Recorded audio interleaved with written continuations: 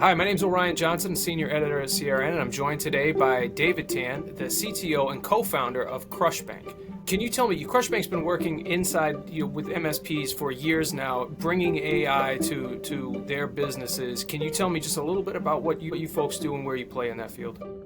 Sure. So just to give you a super brief background and overview, my background is in managed services. I ran an MSP for close to 30 years, and we realized that there were a lot of challenges around running those type of organizations with access to data, client familiarity, just information in general. So we saw AI early on as an opportunity to streamline that service delivery. And really what we focus on, if we could boil it down to one or two sentences, it's about making techs better at delivering support experiences to their customers. So that means everything from finding data, finding documents, finding historical cases, things like that, optimizing data through automations, classifying it properly, tagging sentiment, things like that. So essentially applying AI across the entire spectrum of support delivery based and built around the MSP's own data. You've probably gone through a lot of the growing pains that companies are now facing, right? I mean, one of the things that you hear about are kind of all the obstacles to embracing AI at the enterprise or even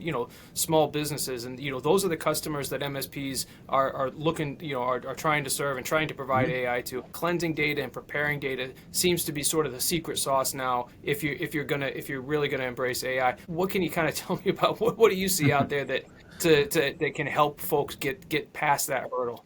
Yeah, no, it's kind of funny. I think people are finally starting to realize it, but if you think about when large language models first became mainstream, everyone thought they were magic, and to a degree they were, right? Because there's something going on inside the machine that you don't understand, you don't know how it was generated. And it's great because those language models are trained on the entirety of the internet if you understand the background of how those things were built and how they work.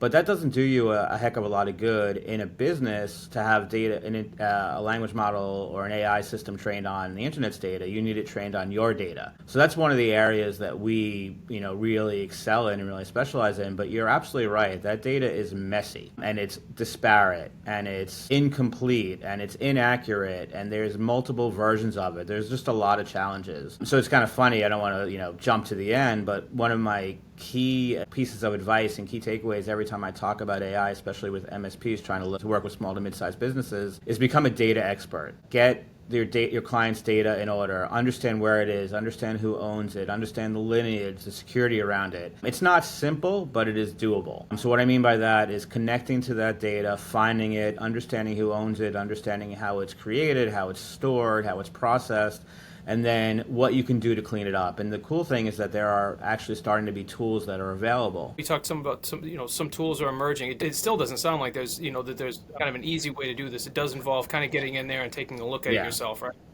Oh yeah, no, it's a manual process. There's a big human in the loop component. So what I mean by that is you can build the processing, but you need to have human oversight, human error checking. There's a lot of training that needs to be done. I think we're slowly moving away from the days where you need to be a high-end data scientist to do some of this stuff because some of the tools can add that functionality. But it helps to understand, right? You need to understand how data works, how these data sets work. And how the extraction tools work specifically. So yeah, it's certainly not, you don't just point an agent at something and say, clean that up. It goes a little bit beyond that, but it's getting a little bit better. And I think as it gets better, it starts to come a little bit more downstream. I've talked to some folks in AI that are bringing these solutions, and they say, really what you want to do is prioritize the data that you're going to be ingesting. In other words, when you look at a company's data, whether it's a customer or your own data, it can be overwhelming. So it really comes down to, okay, what are you going to be doing with this data, and which data do you need, and prioritizing along that. And they say in some ways that actually makes it easier because you begin with a framework. Have you folks identified that for that for this set of MSP customers? Is there a framework that's kind of emerged? Sure. I mean, I think the thing is the way to approach it is with an outcome driven approach, right? So to your point, it doesn't necessarily do a lot of good just to throw terabytes of data at a system and then just start start to see what you can get out of it. You're much better off saying, what questions do I want answered? What can I find? What don't I have access to? So starting from that outcome-based approach, I think helps a lot. So give you a super simple example. We're working with this company. They're in food services. They're a global food services company. And they want to be able to optimize their supply chain and their food delivery schedules. So, okay, we said, great. I understand what you want to do from that. Now, what data makes that up, right? So they have an ERP, they have inventory systems. They even want to bring in third-party data, things like weather pattern and demographics.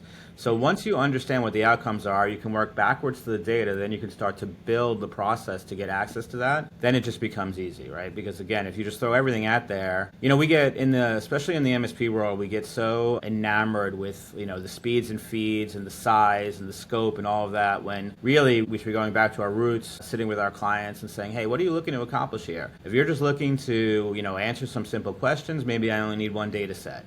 If you're looking to build answers that don't exist across multiple different data sets, well, let's talk about that too. So really that's the framework. It's a little bit loose, but I think if you drive from that outcome first, you can make pretty good progress. But this is obviously this data, it's not all just inclusive of your answers. There's things in there that maybe you don't want people to see. How do you approach that, right? I mean, because there's got to be passwords in there. There's going to be PII. So I mean that seems like such a thorny topic. Oh, yeah.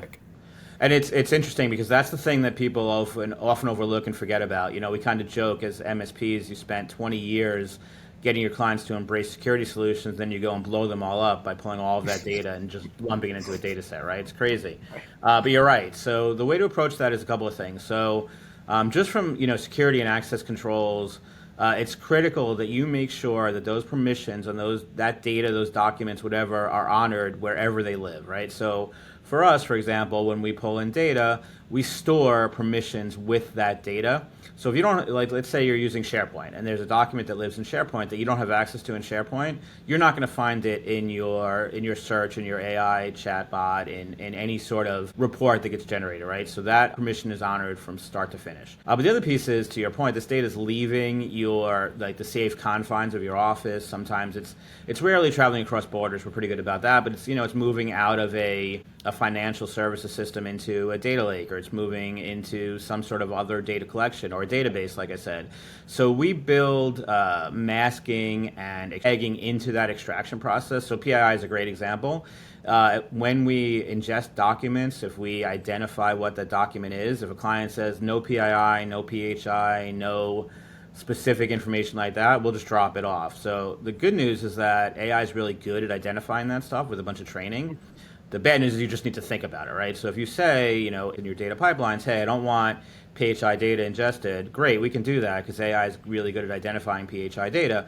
But if you just say, here's my data, go suck it all in, you'll miss that step.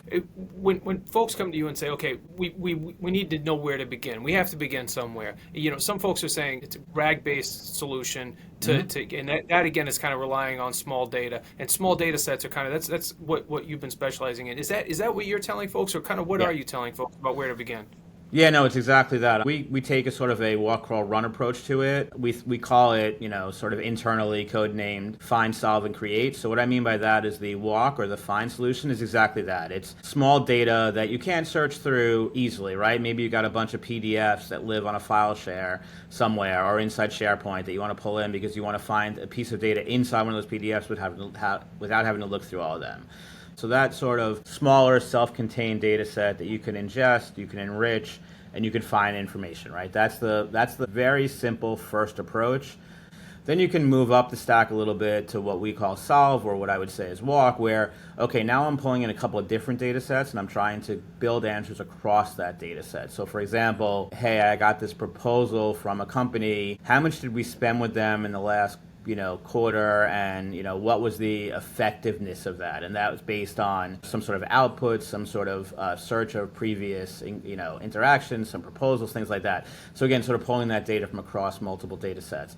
That that gets a little bit more tricky. You got to have multiple data sets, and you have to train the tools and the AI agents to understand where to pull what from. But again, they do a really good job of that stuff kind of out of the box when you understand the training. And then ultimately you can get to the really business impactful solutions that we call call create internally, but it's more, like I said, the run solution where, hey, you have an insurance broker that has to write claims files based on accident reports, and I want it written in the language that we use based on our previous experiences, right? So that's a generative AI solution that's based on all of your previous data. That's probably a fine-tuned or a custom-trained model, things like that. So really, if you start simple, you can see pretty big wins and pretty big ROI on that, and I think your customers then become willing to go through the journey with you. I was going to ask, that was the next question was going to be about profitability. Do you think this is going to be profitable at some point? I think a lot of folks, this is a big investment.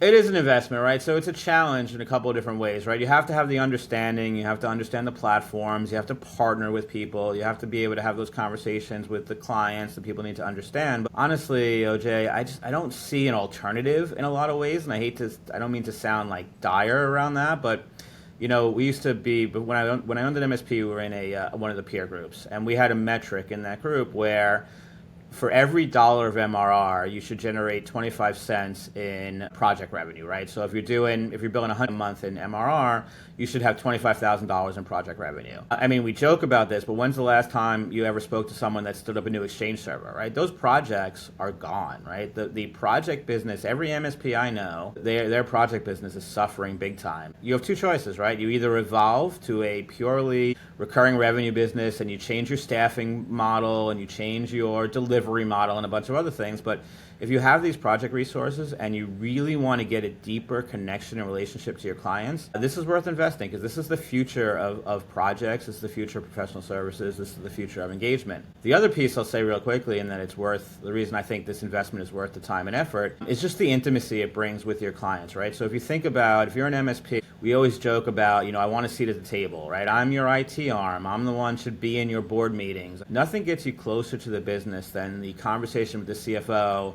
about building an AI solution around, RFP processing, or working with the CMO about building content generation, things like that. So if you really want that intimate level of connection to your client, AI is the way to do it because you can't do it without seeing all the data, understanding the business, working on the outcomes, right? It's the holy grail in a lot of ways what we're looking for, and I'm certainly not trying to oversell it here, but it's the future that I think MSPs need to embrace. David, thank you so much. This has been a great conversation. I really appreciate your time, buddy.